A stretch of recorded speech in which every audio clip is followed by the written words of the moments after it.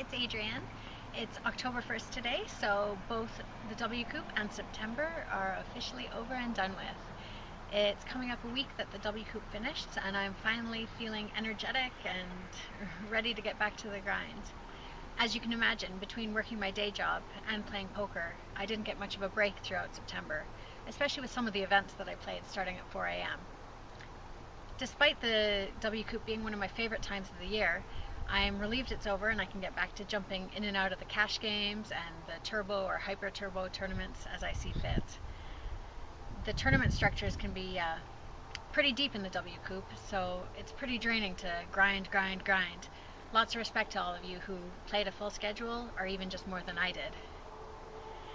As this was my first WCOOP as a member of Team Online, I got the opportunity to host 4 final tables, which was a great experience. It was fun to sweat and watch players work their way up and making some really big money. Personally, the WCOOP was successful for me. I cashed in 2 out of 16 of my tournaments, which was a bit disappointing, but thankfully one of those cashes was a final table in the 328 game, and then the other was a deep run in the 109-8 game. The successes in the 8 game have me really interested in trying my hand in a few of the cash games, whether it's stud, stud 8, deuce, those sorts of things. So keep your eye out. You might see me in those cash games. The 8 game final table was a bit of a crazy ride. I've had some requests to post some of the hands that I had either leading up to it or at the final table and review what I was thinking or what I was doing. So I will do just that. Luckily, through the magic of video technology, we can do that. So hang on, here we go. All right, welcome everybody to my first ever hand replaying session. These are going to be hands from the WCOOP Event 31, the $320 8-game tournament. The first one I wanted to share with you was this hand that was fairly early on in the 8-game. It's in Pot Limit Omaha. Of the games in 8-game, this is probably the game that I'm least comfortable with. But that being said, I did used to play it in a live cash game. Either we would play 1-2 dealer's choice or 5-5 dealer's choice, where most of the games that we were playing were PLO. So anyway, we'll start this off.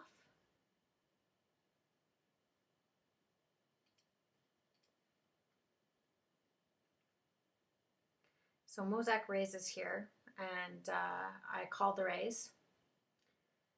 And I'm fortunate enough, I guess, and I flop trips.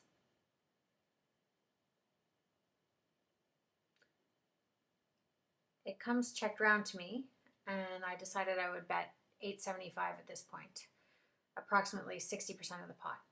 The small blind called, which was a bit concerning to me. And then the 7 came on the turn.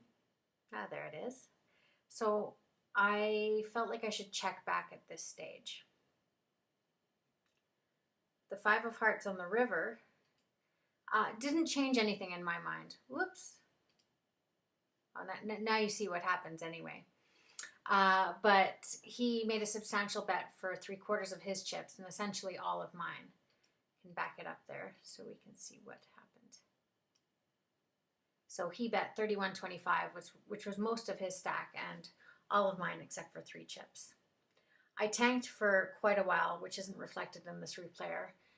I felt really awful about folding, but I also felt really awful about calling. So eventually I did choose to make the laydown.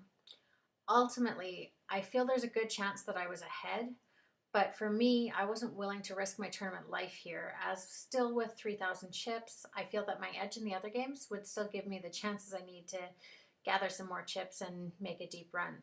So, and apparently it worked out. So I am still happy about this fold. The next hand I wanted to share with you guys is a stud hand. It's funny because of the limit games, stud is definitely my least favorite. But as it turns out in the tournament, it seems to be where I picked up the most chips. I'm showing you this hand first because it's awesome to be rolled up. Let me mute that. And second, this hand was really close to the bubble. I think there was about 3 people left till the money. So trip kings, obviously I raise. I'm not worried at this point. of anything going on. I think it probably looks like I'm drawing to a flush here. The ace didn't change anything for me in my mind. And I was really happy to draw that 3 so that if Valicius did happen to be rolled up, that he would not be able to make quads. I decided not to bet the river, not because I thought I was beat, but for me the pot was already huge, and if it so happened that I had gotten rivered, I would be able to call a bet and still save my last 1,900 chips to squeak into the money. As it turns out, Valicius ended up mucking. He had a 6 and a 3 underneath, so he, on 4th Street, made 2 pair and never improved. And Barler had a queen and a king of diamonds underneath, so he ended up making queens and 7s. So I was doing all right. So after the bubble burst, I ended up going on a bit of a chip run and chipped up to a top 20 chip stack and found myself in everybody's favorite game, No Limit Hold'em.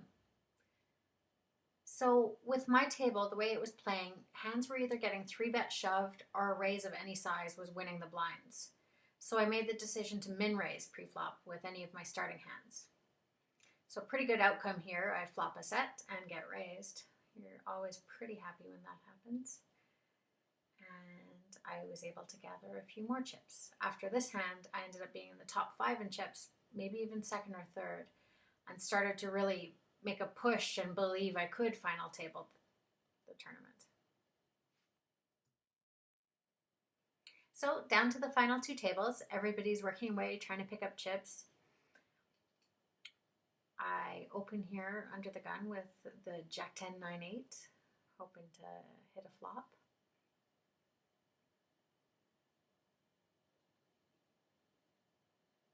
E.T. had been one of the more active and aggressive players at the table, so I chose not to bet the flop, mostly because I bricked it, and because E.T. had shown that he would check raise and apply lots of pressure, versus me and everyone else at the table in previous hands. And he seemed to especially really like the open limit games. Also, he's the only one with a chip stack that can challenge mine.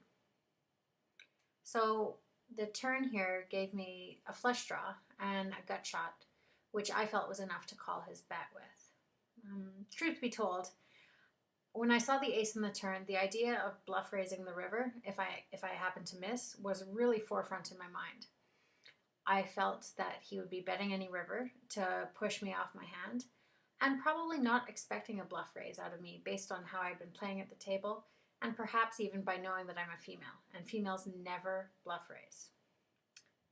So I make the call, and the river comes a Jack of diamonds.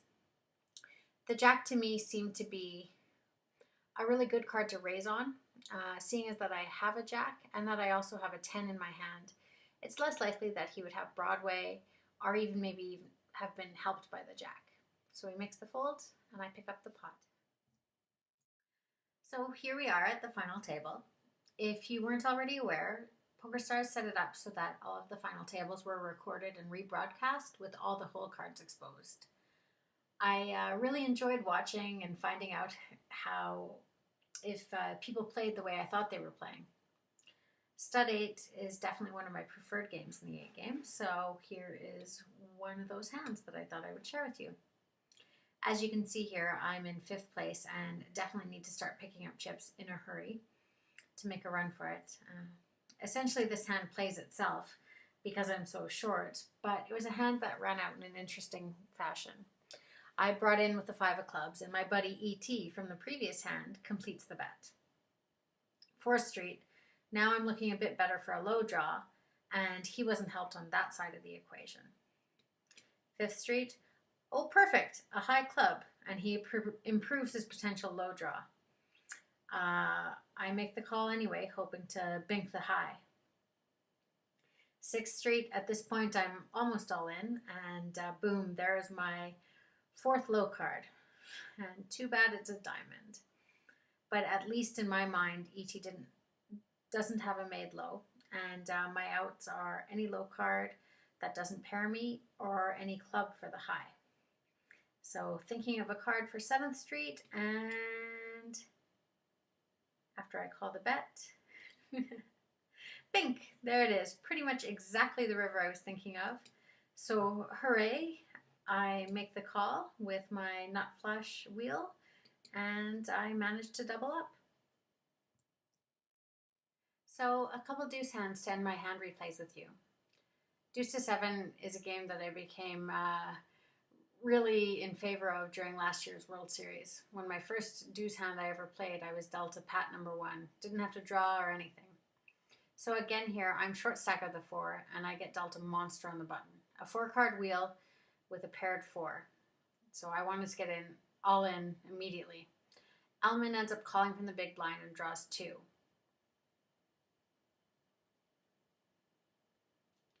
I draw 1, and here comes the ace, so I brick. It's still a strong enough hand to bet here, seeing as I'm a card ahead of him and still drawing to the nuts. When I get check raised at this point with 2 draws remaining, I'm in an interesting spot. With more chips, I definitely 3-bet here because he has to draw first, and he may choose to break a hand that he would otherwise pat out of position. That still may have been the best play in hindsight, but it seems unlikely to me now that he would break his 10 with me being so short in the next 2 betting rounds. So I ended up just calling. He pats.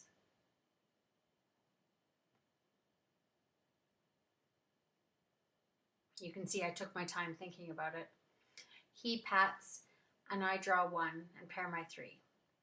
It's great to be drawing all these low cards because I know that when I make my hand, it'll be the best. So on the river, he pats again, I draw again, and pair a 4 again. For his bet into me here, I make the decision that I'm going to muck the hand because really he could never be bluffing me there with him patting after drawing 2 that early, and especially when I'm so short. So without knowing all the down cards, I was a pretty big favorite to hit, and after seeing the hand in the replayer, I definitely cringed and kind of cursed that I didn't hit my hand at all here. You can tell that by my chatter that I'm a little bit steamed anyway.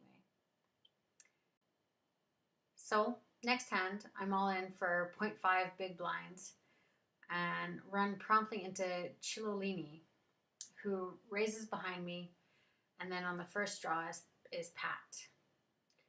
I figure even with the raise that I'm probably in a tough spot. I draw 1 and actually improve a hand, so I pat it on the second draw, and he pats behind. So now I know I must break.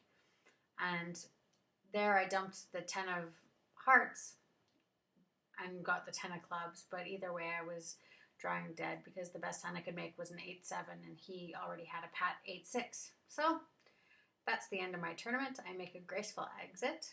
Congrats to the 3 who were able to get past me. And we're back.